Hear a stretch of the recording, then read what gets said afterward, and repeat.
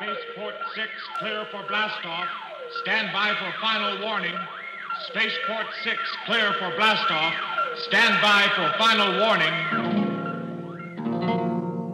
From the harsh, bright soil of Luna to Saturn's rainbow rings, in the hearts of lonely spacemen is a longing voice that sings.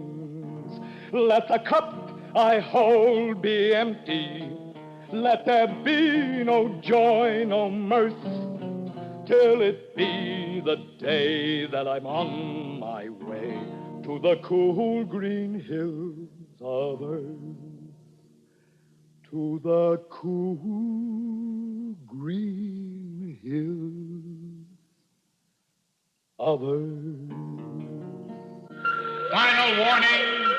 Final warning. Final warning.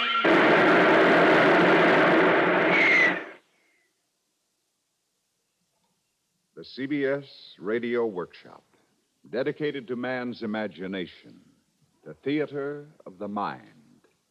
Today we challenge that imagination with The Green Hills of Earth. Original story, Robert Heinlein. Radio adaptation, Draper Lewis. Music, Clark Harrington. Star, Everett Sloan.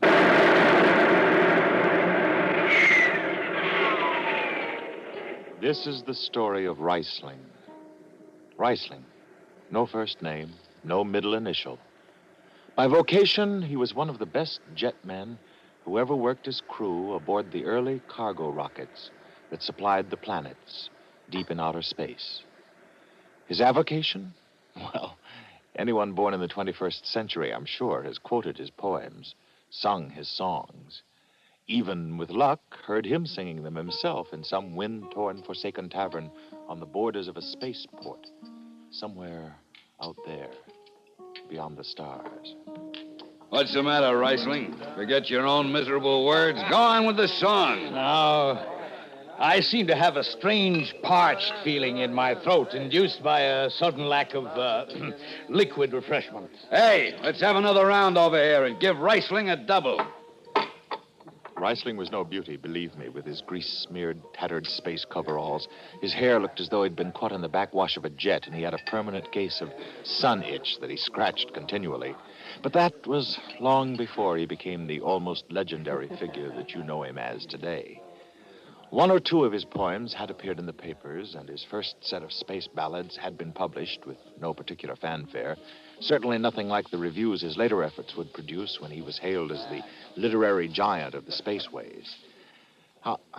You've heard a lot of stories about Reisling, the kind of stories that are always written about anyone who becomes a legend, a giant.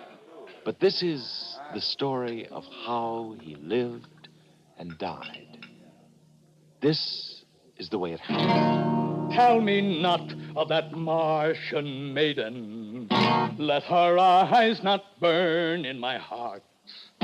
For I only know... Well?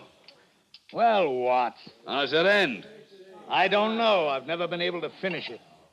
How about that drink you promised? Just take it easy. The poor girl's only got two hands. Give her a chance. I'd be delighted to give her a chance. That's strictly hands off, Reisling. It's marked private property, Captain T.D. Davidson. Davidson? Don't make me laugh. He may be a captain when he's aboard the Goshawk, but the minute he sets foot off the spaceport, he's just another company member like you or me or any of the crew here. So she's Davidson's little starburst. Well. I know I wouldn't want to tangle with him. He nurses a grudge for a long time. Take the rule book out of his hands and he's finished. Captain Davidson and I have had a showdown coming for a long time. And this time, it's going to be Reisling who'll make the good captain wish we'd never met. Rocket ship Goshawk landing at Spaceport 3. Well, now's as good a time as any, Reisling. Same thought just occurred to me, too. Rocket ship Goshawk landing at Spaceport 3. Let's get out there. Maybe he needs a few new guys on his crew. The way Davidson treats him, he probably needs a whole new crew. Coming, Reisling? I wouldn't miss it for the world. Oh, Greg. Lend me your pocket tape machine a minute and tell the dock boss to hold me a job on the Goshawk. He'll do it if you tell him it's for me. And if you run into the stalwart Captain Davidson, tell him... Well, never mind. I'll tell him myself. Now, give me that tape machine. Stand clear for landing. Stand clear for landing.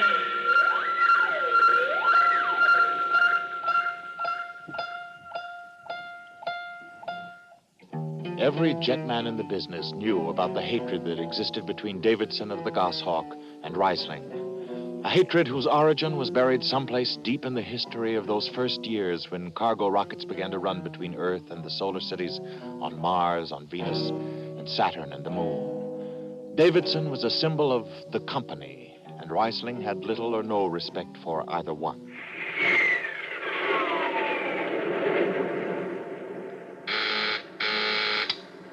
Davidson here. Reisling, sir. What is it, Reisling? Well, according to the rule book, sir, a member of the crew is obliged to report any deficiency in the equipment of the ship. I would like to file an official report on jet number 2, sir. It doesn't fit. The cadmium dampers are warped. According to the rule book, Reisling, a report is to be made to the chief, who in turn will pass the information on to me. I did, but he says they'll do. He's wrong, sir. Reisling, we'll drop you off at the next spaceport if you feel the equipment and personnel is not competent. Oh, Captain, I couldn't deprive you of the best jetman on the run, sir. No, I wouldn't dream of such a thing. Captain, what do you think about Jet 2? It'll hold. The ceiling's pretty thin, sir. If anything goes, they'll fry down there. I said it would hold. Increase the jet drive on all jets.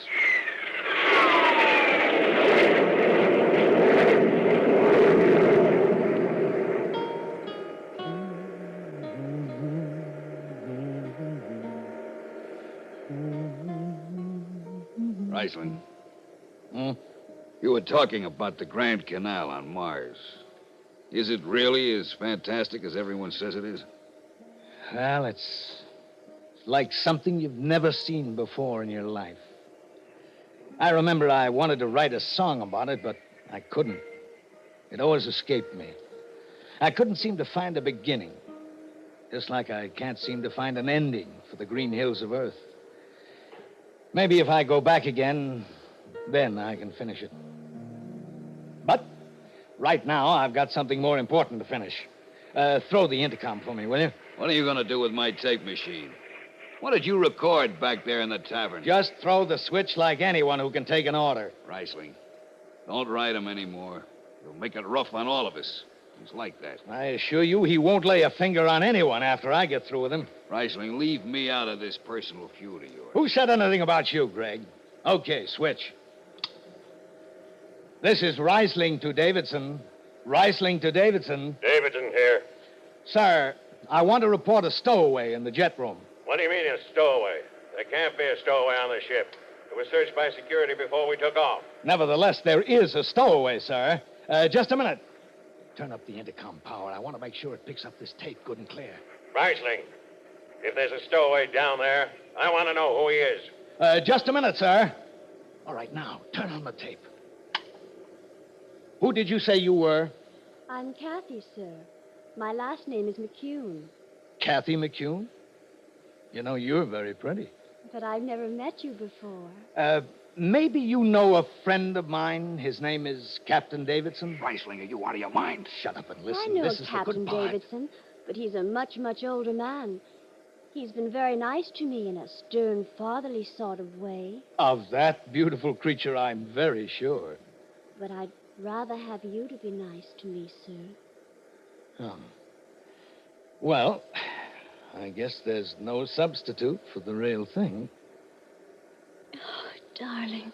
Reisling. You jerk, he'll throw the book at you. The whole crew can tune in on this intercom. That's the general idea, boy. They'll all know what a phony he is.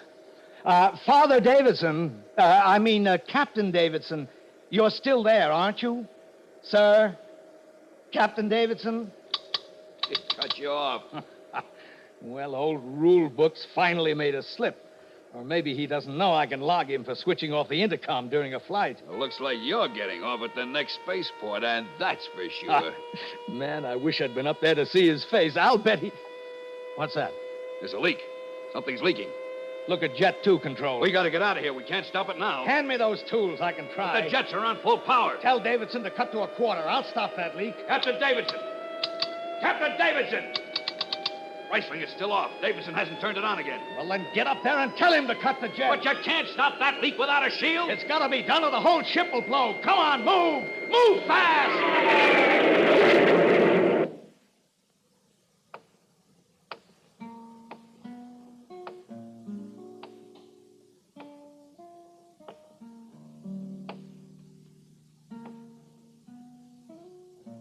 Hello, Reisling. They wouldn't let me into the hospital till now. How's it going? Oh, not bad, Greg. Captain Davidson wanted to come, too.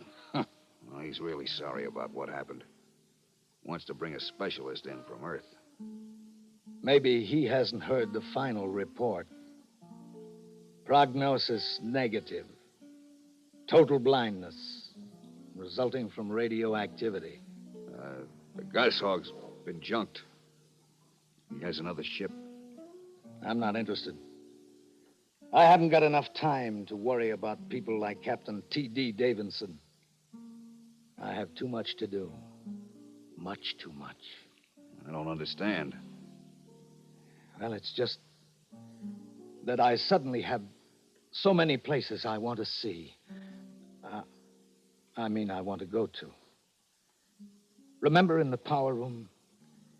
Remember I told you that I couldn't write anything about the Grand Canal? I remember. Well, suddenly it's come into focus. I've been back there a lot of times. Now I really see it. I finally have it in my head, in my heart, in my fingers.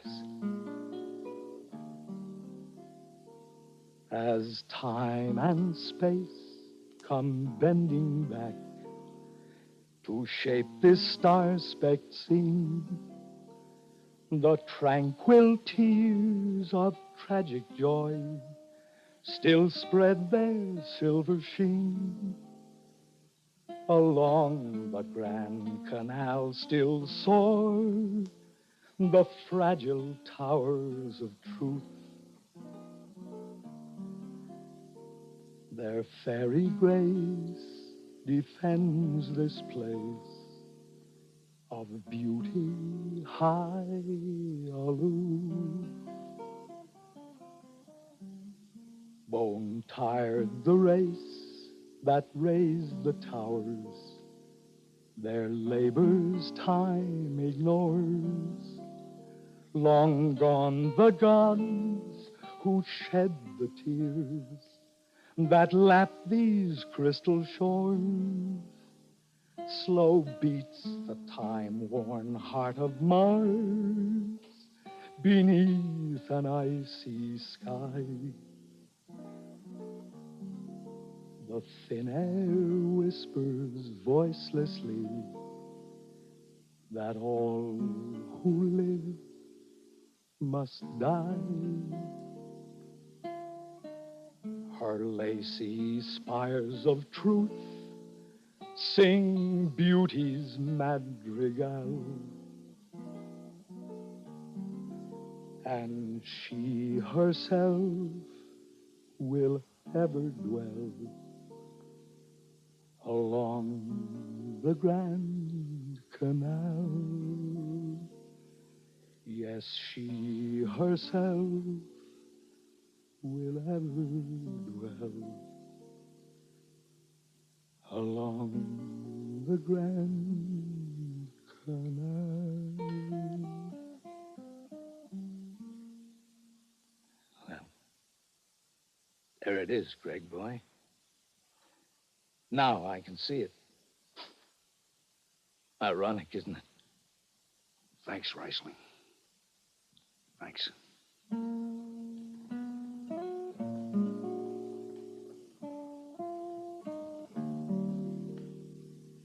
When he got out of the hospital, Reisling really began to travel. Space had lost its meaning. He went from the moon to Venus and back again, to the Grand Canal on Mars. Any spaceship was his ship, any spaceport his home. And through the long years, the green hills of Earth grew in length, in magnificence. Wherever he went, the song went with him.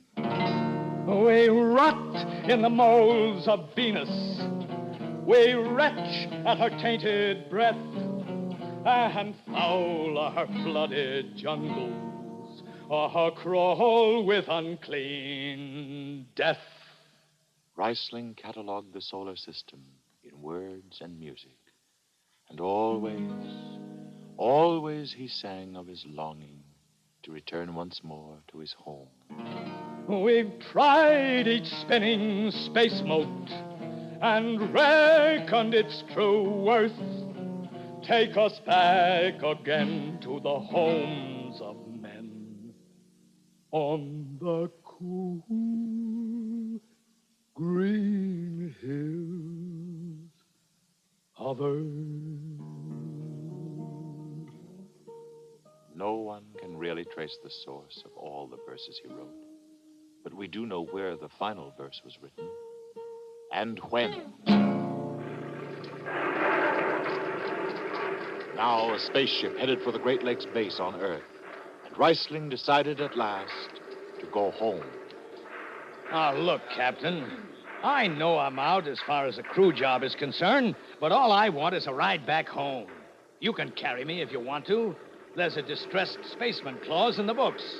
That clause was written for men who missed their ships, not for itinerant space hobos. Captain Hicks, I haven't been back home since my last trip as a signed-on member of a crew. I believe, sir, the law says I'm entitled to a trip back. That was years ago. You've used up your chances. I'm sorry, Reisling. The answer is no. Stand by for blastoff. Stand by for blastoff. Destination, Earth. Destination, Earth.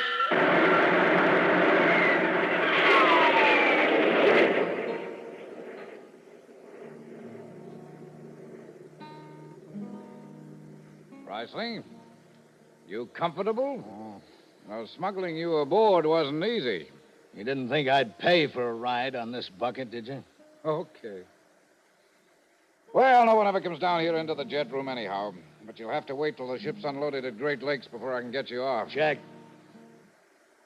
can you see Earth through the ports?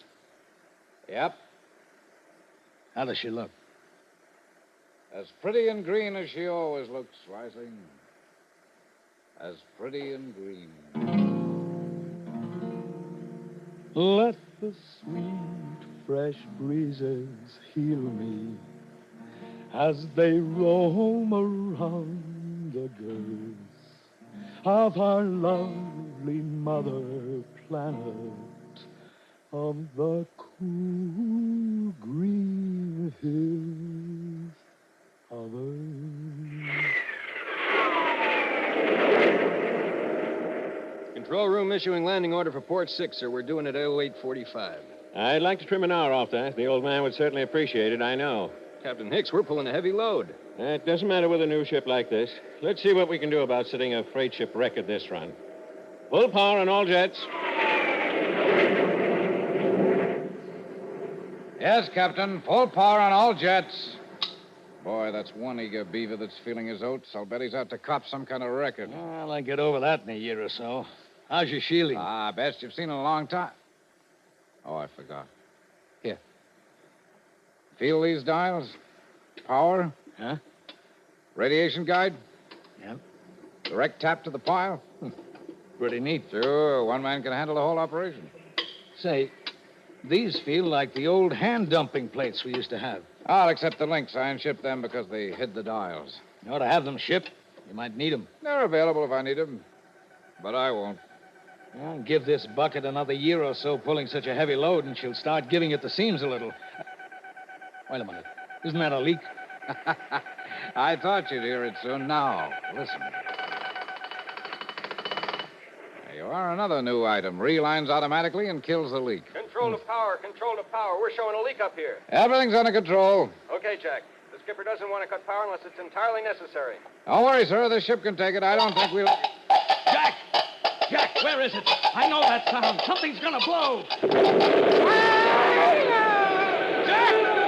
Jack, where is it? Show me where it happened, quick! The door. The safety door. I can get out of here and close it from the outside. Okay, Jack. Don't worry. Control room to power. Control room to power. Right, Jack! You can't stay in here. Jack! The radioactivity will kill you. Get out. That's an order. The captain ordered you to keep me off this bucket, and you didn't obey him. It's Hicks. This is Captain Hicks. Rising. Jack, what's happened down there? Rising, get out of here. That jet's got to be spilled, Jack, or it's going to take the other two with it. Jack, this is Captain Hicks. Just find the control panel. If I could only see. Rising. Rising.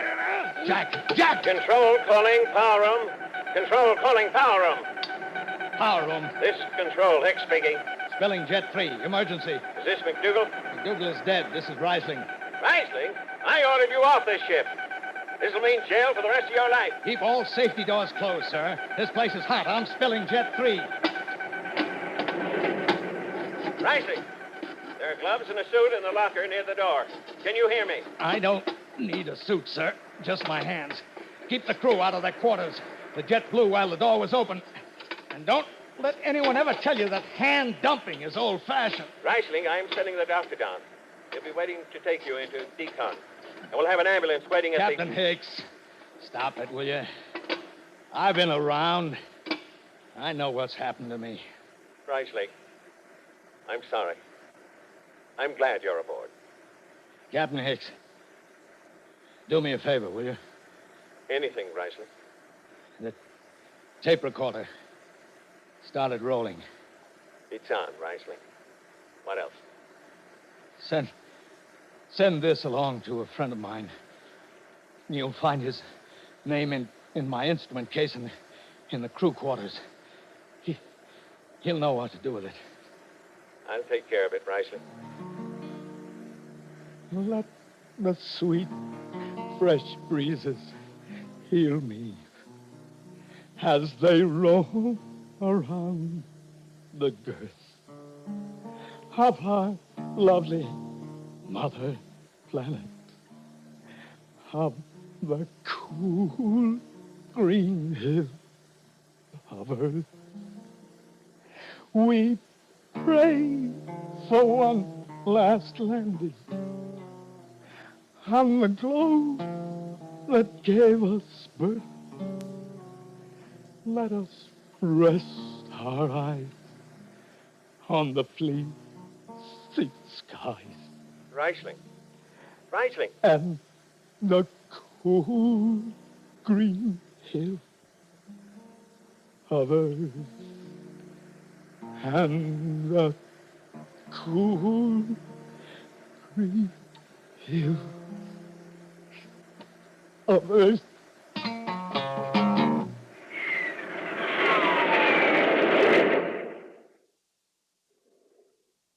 You've been listening to the CBS Radio Workshop. Today's presentation, The Green Hills of Earth. Our star, Everett Sloan, sang and acted the part of Reisling. Our narrator, Barry Kroger.